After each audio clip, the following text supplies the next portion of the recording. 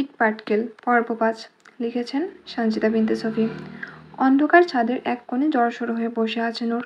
বিষণ্ণতার মরণবাণ বারবার আঘাত করছে তার বুকের ভেতর। মনে পড়ছে ৬ বছর আগের কথা। বাড়ির সবচেয়ে শান্তশিষ্ট মেয়ে নূর, রাফসান শিকদারের একমাত্র আদরের মেয়ে। নূরের ৫ বছর বয়সে তার মা মারা যায়। তখন থেকে নূরের বাবা নূরকে আদর ভালোবাসা দিয়ে বড় করেছে। মেয়ের অবহেলা হবে ভেবে নিজের দ্বিতীয় বিয়ের কথা কখনো চিন্তা করেননি তিনি। স্ত্রীর প্রতি ভালোবাসাটাও ছিল অমলিন। কামিনী চৌধুরী অবশ্য অনেকবার চেষ্টা করেছে ভাইকে বিয়ে করাতে, কিন্তু রাফসান শিকদার কখনো তার কথা পাত্তাও দেয়নি। তার একটাই কথা, আমি বিয়ে করে নতুন সংসার করব আর আমার নূর একা হয়ে যাবে, তা আমি কখনো মানতে পারবো না। এই সংসার তার ছিল আর তারই থাকবে। বিয়ে নিয়ে এটাই যেন এ বাড়িতে আমার শেষ কথা হয়। নূরের সামনে কখনো এ ব্যাপারে কোনো কথা বলবে না কামিনী। তখন থেকেই নূরের উপর ক্ষোভ তৈরি হয় কামিনী চৌধুরীর।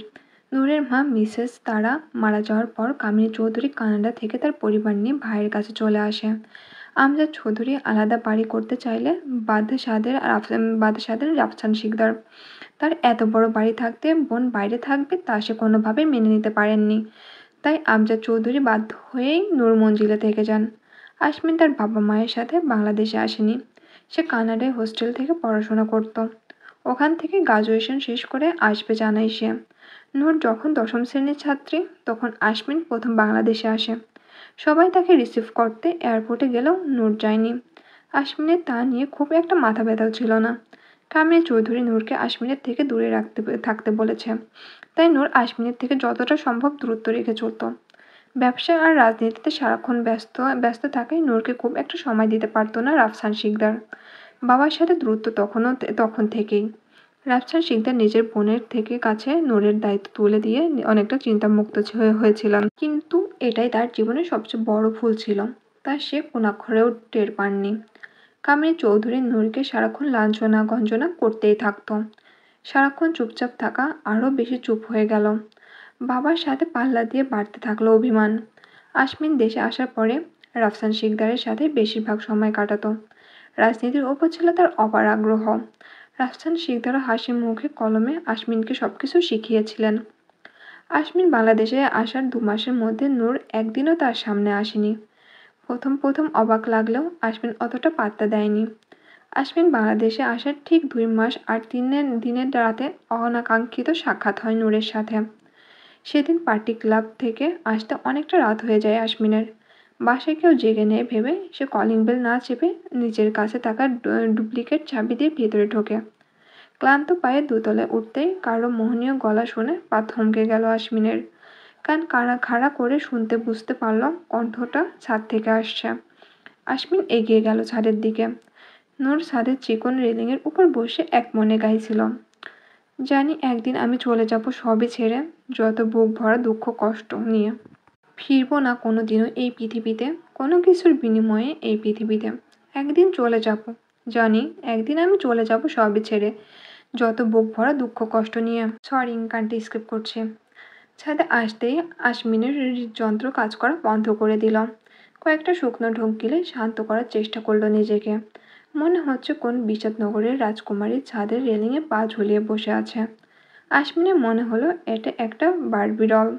কুকড়ানো কোমর পর্যন্ত চুলগুলো বাতাসের তালে তালে সেই পুতুলের মুখের উপরে উড়ে আসছে বারবার। তাতে কোনো ভ্রুক্ষেপ নেই তার। নূরের চোখগুলো যেন ঠিক বারবি ডলের মতোই। হালকা পাতলা গড়নের মেয়েটিকে আসমিনের কাছে একটা আদুরে বাচ্চা মনে হলো। নূরের কণ্ঠে এমন বিষাদ গান শুনে কপাল কুঁচকে গেল আসমিনের।